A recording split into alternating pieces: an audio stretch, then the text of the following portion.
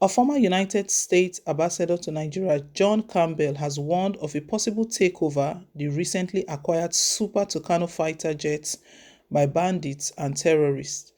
Mr. Campbell gave the prediction in the light of the fall of the Afghanistan government and the takeover of similar high-grade military jet fighter by the Taliban. The US had also sold 23 Super Tucanos to the Afghan government to combat the Taliban, but the Taliban are now in control of at least one of the assault jets following the collapse of Ashraf Ghani's government. Though it seems unlikely at present, there is also the potential that a Super Tucano could fall into the hands of a jihad terrorist group, Mr. Campbell wrote for CFR, citing instances of how terrorist groups seized other military equipment in Nigeria.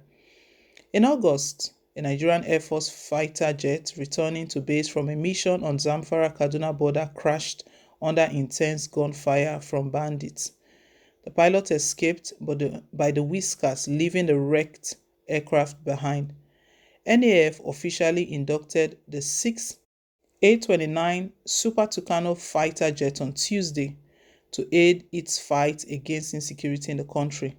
Nigeria was said to have purchased the A-29s at about $500 million through Foreign Military Sales (FMS) program. The American embassy in Abuja had described it as the largest sale in sub-Saharan Africa. During the induction ceremony of the Super Tucano jet, US Department of Defense leaders who were also present said that the aircraft will assist the Nigerian Air Force in their fight against violent extremist organizations, including the Islamic State West African province. A statement by the ambassador also disclosed that the US is providing $36.1 million in infrastructure as support to the Kanji Air Base, where the Super Tucano will be housed.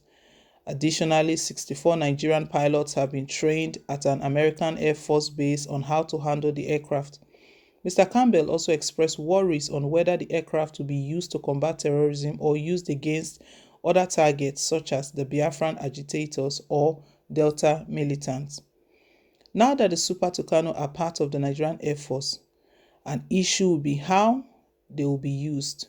Will they be used only against jihad terrorists in the north, or would there be the temptation to use them against other targets such as Biafran separatists, Delta militants, or even cattle rustlers? Broader use increases the potential for civilian casualties. A Biafran separatist movement, the indigenous people of Biafra Ipob, is suing to block the sale in a Washington, D.C. court, he added. The Nigerian government has over time relied on US arms and military equipment sales to help combat insecurity. While the country battles a myriad of security challenges, critics and rights organizations oppose the sale of the aircraft to Nigeria, citing the Buhari regime's constant abuse of human rights. We recall that Nigerian government just purchased this weapon, this powerful weapon, Tucano. Tucano Super Tucano fighter jet, Super Tucano fighter jet. But a former United States ambassador to Nigeria, he's raised concern, and based on current happenings in the country, we know the one that is major that everyone is talking about is what is going on in Afghanistan right now. The US, they are still in support. They are supporting the Afghan government, but Taliban's are really pushing through, and they've succeeded in taking over one of these powerful armors that the Afghanistan government had. But his comparison here is that since Nigeria just purchased this Super Tucano fighter jet, since they've just purchased it from the US, that he hopes, because banditry is still, terrorism, Boko Haram is still on the rise in the country, insecurity is still on the rise. It doesn't look like Buhari's government is in control. That is the truth. Let's tell ourselves the truth. If Buhari's government is in control, we'll not be experiencing all of these attacks on a regular basis, kidnappings and all of that. So what he's warning of, or the concern is raising right now, John Campbell, a former United States ambassador to Nigeria, is that he hopes that these Tucanos that the Tucano that Nigeria just acquired, hope it will not be seized. It will not be taken over by this terrorist group. They will not capture or seek control, take over this powerful weapon. That is one of his concern on one side. But if President Muhammadu Buhari's government is sponsoring terrorism, we can't rule that out. That possibility is there because they are working hand in hand. It's not like Buhari is really fighting insecurity. Is he really fighting insecurity? He's not, because if he is, the insecurity would have been ended. Remember yesterday, his hometown, the lawmakers from Katsina State in his hometown, they told him that terrorism, banditry is not meant to last more than 7 days. More than 7 days. The former head of state, late General Sani Abacha, one of his statements came out recently, again resurfaced, that if insurgency lasts for more than 24 hours, that check it very well, the government is involved, the hand of the government is involved. Let's ask ourselves, how long have we been going through this? How long have we been experiencing this unpleasant situation in the country? And Buhari's government is truly supporting all of them. The other concern John Campbell raised is that this powerful weapon that Nigerian government has just acquired, would it not be, is possible that they can get power drunk and decide to use it rather than using it against the terrorists? They will now use it against them, the agitators.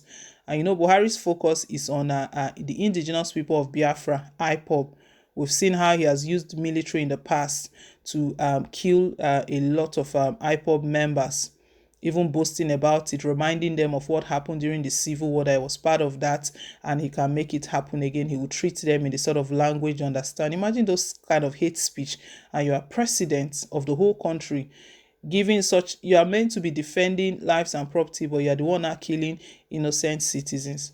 We recall that the Biafran movement, they put up a suit. They put up a suit in the High Court, asking that the sale of the sale should be blocked. They should not. The US should not sell weapons to Nigeria because Nigerian government is going to use it to commit genocide. Is going to use it against their people. It could be from that backdrop that John Campbell is speaking, that it's a possibility that President Muhammadu Buhari's government. So the two possibilities is drawing from here. One, that the terrorists in the country, they can seize control of that weapon. The other one, President Muhammadu Buhari can use this weapon against the indigenous people of Biafra. Well, guys, let's hear your own take down below in the comment section. Thank you once again for staying tuned. Please don't forget to give us a thumbs up. Click on the like button. If it's your first time, you're very welcome. Thank you. Also hit on the subscribe button. Till I come your way again with more updates. Bye.